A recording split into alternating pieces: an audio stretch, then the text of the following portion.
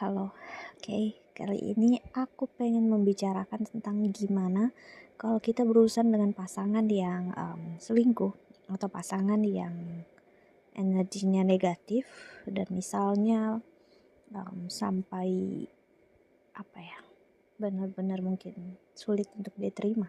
Oke. Jadi kita akan melihat ini dari sisi spiritual dalam hubungan pernikahan dan juga sisi astrologi Hindu. Jadi memang kita bisa melihat kalau memang pasangan itu mendua atau ada energi orang ketiga itu bisa terlihat. Dan gimana kalau misalnya udah terjadi? Jika itu udah terjadi, um, kita sebut aja halnya udah nggak bisa dicegah gitu, udah terjadi. Jadi energinya udah um, gimana kita mengendalikan energinya kita. Jadi gini, misalnya udah terjadi hal tersebut ya, orang banyak misalnya ingin tahu atau apapun juga yang terjadi, biasanya ada tendensi kita untuk marah, kita kecewa gitu, kita akan melampiaskan emosi gitu ya. Biasanya pasangan sah akan marah, akan bahkan emosi atau ngelepasin semuanya gitu. Zaman sekarang apalagi dari sosial media juga karena memberikan efek jera untuk pasangannya, mau suami ataupun istrinya. Tapi memang kebanyakan ke suaminya gitu ya. Apakah itu hal yang baik dan benar untuk dilakukan ya? Well, ini bisa dibilang harus dilihat dari case per case atau dari kasus per kasus gitu, karena memang ada yang perlu dilakukan agar memang sampai pasangannya jera dengan cara memang mempermalukan gitu ya pasangannya. Intinya sang istri ingin mempermalukan suami ataupun istri untuk memperlihatkan kelakuannya di luar sana. Ya, niatnya baik ataupun buruk ya itu tergantung dari pribadi masing-masing. Tapi gimana misalnya kita ada di posisi ini? Sebaik-baiknya jika kita dalam posisi ini, selesaikannya dengan diam. Ya, apalagi jika kakak yang menontonnya adalah seorang perempuan, tapi nggak harus seorang perempuan. Ya misalnya itu terjadi, ya kalau bisa jika masalah itu belum selesai jangan sampai orang lain tahu. Cukup kakak dengan pasangan selesaikan berdua gitu.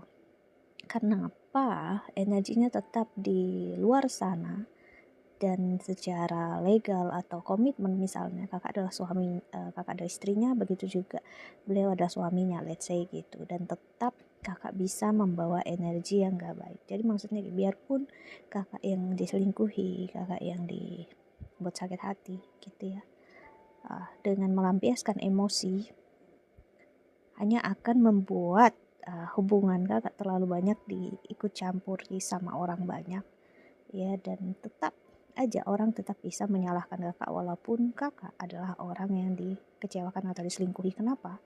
Karena kakak memberikan ruang untuk orang lain menghakimi hubungan itu dengan cara spreading atau memviralkan hubungan tersebut gitu ya.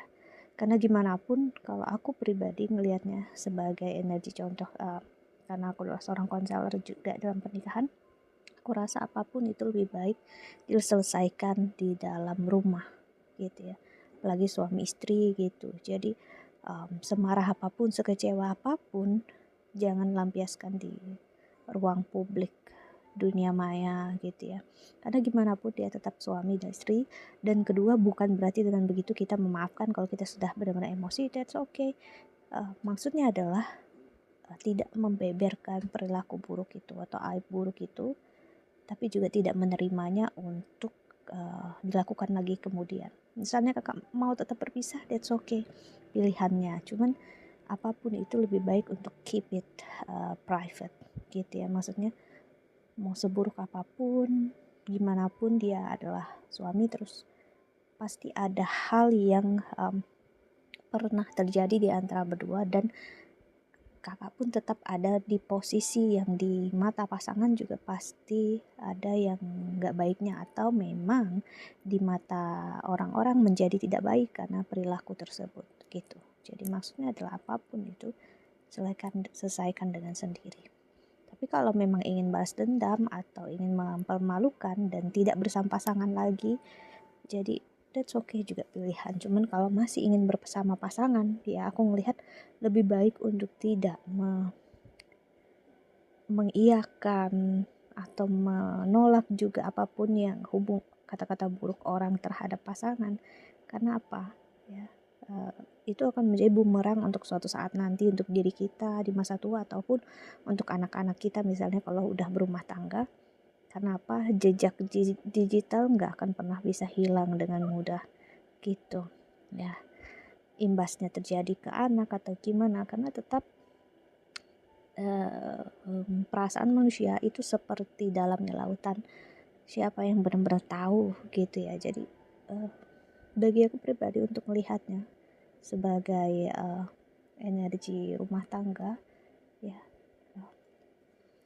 kesalahan pasangan ya itu juga tanggung jawab kita sendiri sebagai pasangannya. So memang lebih baik untuk keep it to ourselves gitu ya, simpan untuk diri kita sendiri gitu ya. Bukan karena apa, karena itu juga membantu untuk clearly kepala kita untuk menyelesaikan masalah dengan pasangan. Kalau terlalu banyak orang ikut campur, terlalu banyak orang menghakimi, terlalu banyak bicara dengan orang di luar atau orang ketiga itu maksudnya adalah orang yang di luar hubungan, akan terlalu banyak yang masuk ke kepala dan jadinya tidak menemukan jalan yang tepat gitu ya dalam menyelesaikan masalah gitu ya.